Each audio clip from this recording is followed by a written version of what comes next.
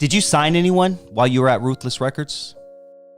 I didn't sign anybody. I was there when we signed Bone Thugs and Harmony. Okay. And after Eazy died, I met a few times with Jimmy Iovine, if you know who he is. So Jimmy Iovine asked me who would be somebody good if we wanted to sign from Ruthless, that now they thought Ruthless was going to fall apart and go nowhere. And I suggested to him that he should try and get will.i.am. I mean, Will used to come to me. He was a sweet guy. He used to rap to me all the time. I used to give him a few dollars here and there, but he was a super guy. Very talented. But I signed nobody myself. I was there when Bones were there, and I was absolutely ecstatic about them. They were very talented, but that came with a lot of baggage. There's a lot of stories there that we can leave to another day. So yes, the great will.i.am came through Ruthless Records via his group Asban Clan. I hope I'm pronouncing that right. Pretty sure I am. I remember the name, just hearing it in publications, maybe even hearing Eazy mention it once or twice, seeing it in magazines back then. But I didn't pay any attention to their music whatsoever. I don't know did they even release any music? I actually got to go down that rabbit hole and see if Asban Clan released any music. But yes, the great will.i.am from Black Eyed Peas, who went on to be a super duper duper pop star.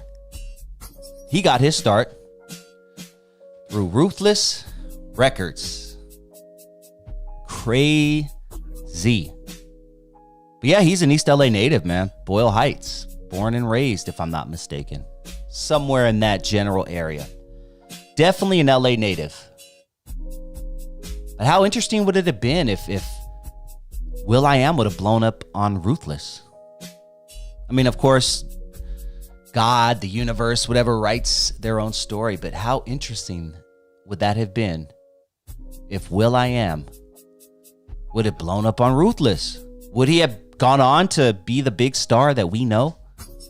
The big star of one of the biggest groups in pop history, Black Eyed Peas? I don't know, man. I thought that was very interesting. Shout out to will.i.am. He does a lot for Los Angeles. And it's just a very cool story to know that he was involved with Eazy-E and Ruthless Records. And Bone Thugs and Harmony coming to Ruthless Records was huge. Bone Thugs, I'm telling you, at that point, no one had ever heard anything like these guys. It was amazing what they were doing and how they were sounding. So when they came to Ruthless, it gave Ruthless a little, little shot in the arm, they call it. It gave them some fire under their butt. Kept them going. Because it wasn't looking too good for Ruthless at that time. It wasn't looking too good for this label that just a few years ago had the best producer in the world on it, Dr. Dre. Dr. Dre's gone. He's over there doing his thing now with Death Row and making them become this big, huge conglomerate that they ended up being a $500 million company. Eazy's chugging along. He's trying to, make his move in the industry after losing his friend, losing his greatest asset in Dr. Dre. Starts signing a bunch of people at that time. There were other people Eazy was signing, preparing to release music on them, but nothing hit like Bone Thugs and Harmony. Boom, boom, boom, boom, boom, boom, boom, boom. Now tell me what you gonna do. Sorry, I always have to, every time I say bone, I sing that in my head. You just got to experience it live. But yeah, Bone Thugs and Harmony, my favorite group. One of my favorite groups of all time, I gotta say. Definitely in my top 3. I don't know, man. They may be my favorite. I don't know. I've been battling with that in my head for quite some time now. But when I first heard these guys on the box in Compton, I was like, all right, this is somebody who I need more music of. So yeah, shout out to Bone Thugs and Harmony. Shout out to will.i.am. It's just so cool to hear these stories and hear the fact that Eazy had an involvement with both of these people, Bone Thugs and will.i.am, who ended up being just the biggest thing ever. So what do you guys think, though, of this Mike Klein interview? This interview with Mike Klein, head of Ruthless Records Security, head of Ruthless Records Business Affairs, no nonsense type of guy. Are you guys enjoying the interview? If so, if you just, if you enjoyed that clip right there, I want you to go to the description. I want you to click on that link in the description. Once you click on that link, I want you to subscribe to NWA Stories with Lonzo. And then I want you to enjoy the full interview, free of charge, with Mike Klein, head of Ruthless Records, Security and Business Affairs. So please go ahead and do that. Subscribe to NWA Stories with Lonzo for sure. But before you even make a move, I need you to slow down, sit down, because I don't want you to leave me just yet. I want you to hit that like button right here on my channel. Please go on and hit that like button. And if this is your first time joining the channel and you like what you hear, please hit that subscribe button. And if you enjoyed this video, you just might appreciate this bonus clip I'm about to play for you right now. This is one issue I had with the East Coast brothers that singled out NWA. Special ed. NWA. Yeah. Yeah, please elab on that, because that was actually on my list of things to talk with. Yeah, I was offended. I was Okay. offended. Anybody from New York that I once looked up to who offers a one-sided opinion about the West, I'm automatically looking at it. We went through some shit, and the niggas that was making that music was all we had. So I often talk about the other music I was listening to right along with NWA. We were so creative out west that did anybody remember Mix Master Spade and I'm Ready to Ride? I mean, we were good at what we did, and to say to hold NWA responsible and then ignore all the individual accomplishments after that. Other than Eazy, Yella went off into the adult entertainment industry and made a couple of bags. MC Ren stayed active writing, still prolific as ever. The DOC got his voice back. God recognized it, gave him a great testimony. Now he's back rapping again, and we all know what the Good Doctor did.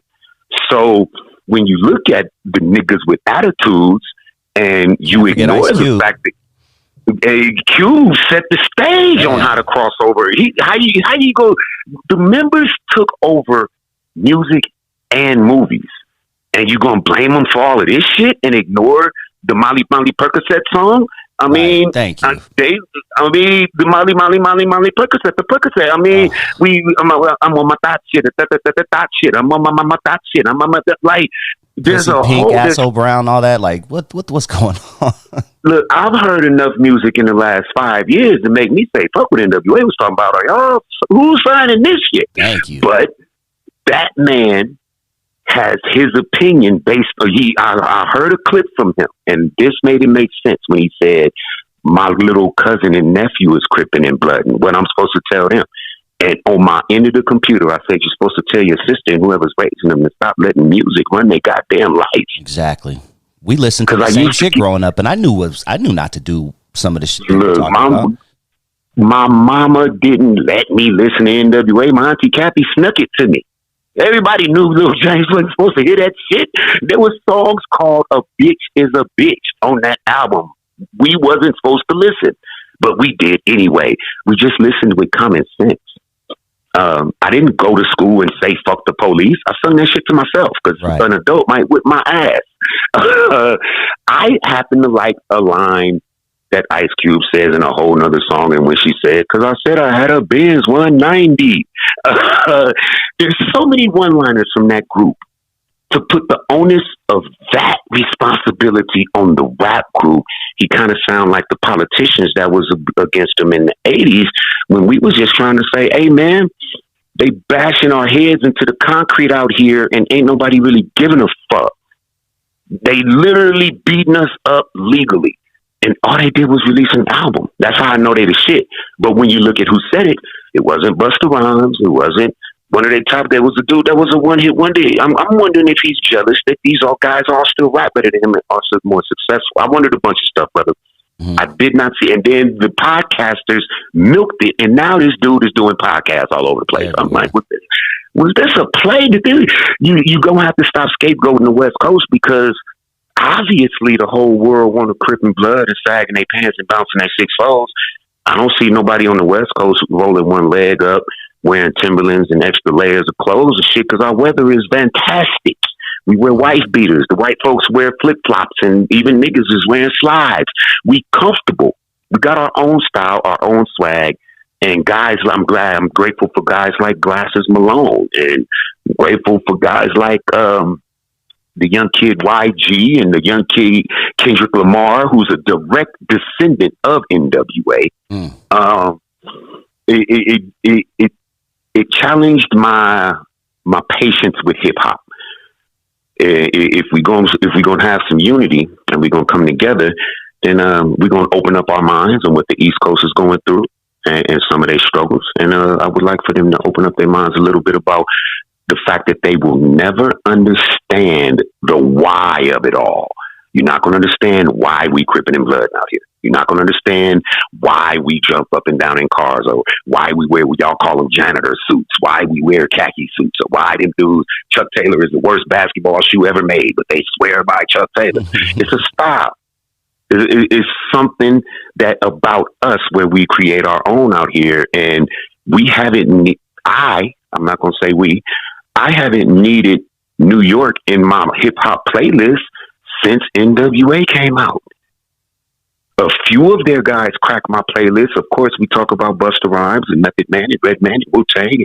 But if you're going to say Wu-Tang is for the kids and ignore the fact that there's drugs all up in that, the cash rule everything around me, we're going to blame this bag. All that, yeah. Wooz is cocaine mixed with... All of our kids are money hungry.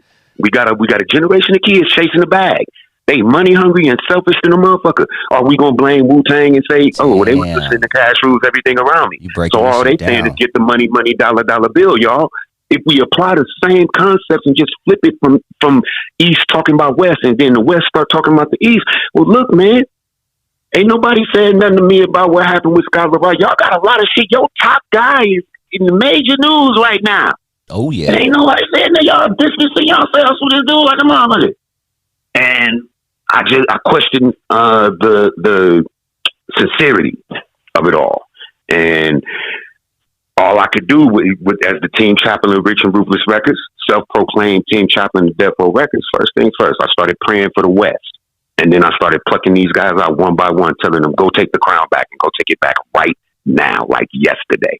Mm-hmm. If you own the West and you love this West Coast and you tired of what you've been seeing, take it back right now. And if they don't like it, verbally, lyrically, punch them in the face, knock them out, pick it up, and take hip hop back to where it belongs.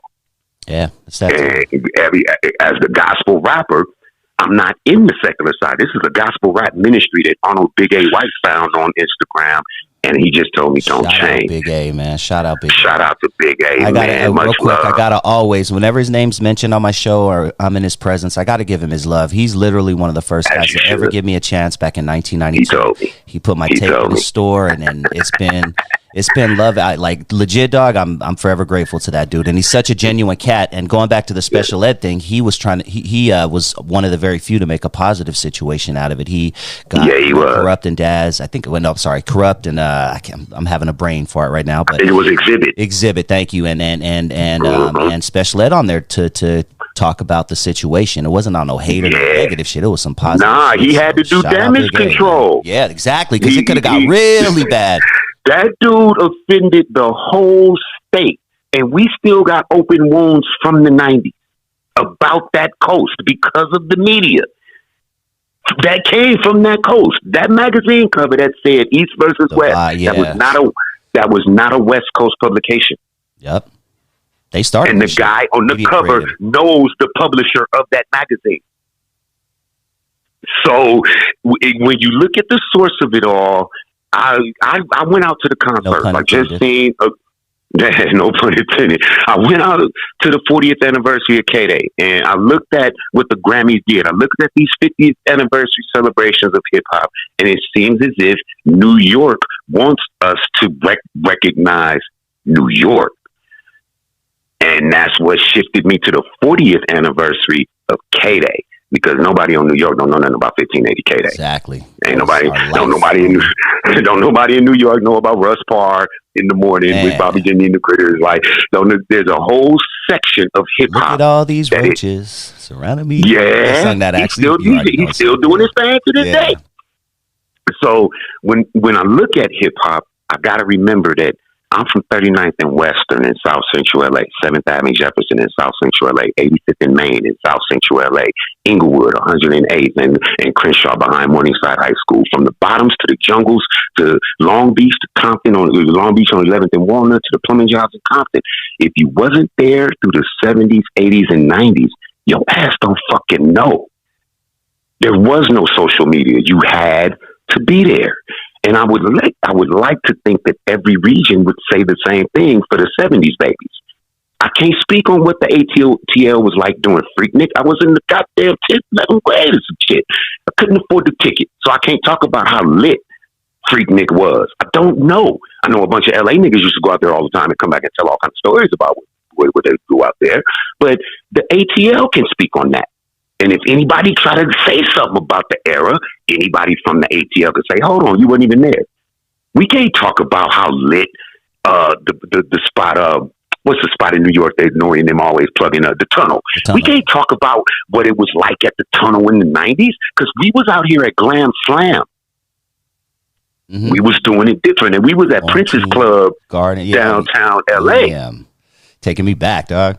Yeah, Jay been around. I'm just ain't famous. I'm just now getting into the business end of the music. So y'all podcasts like yours, shout out to Dusty Vision.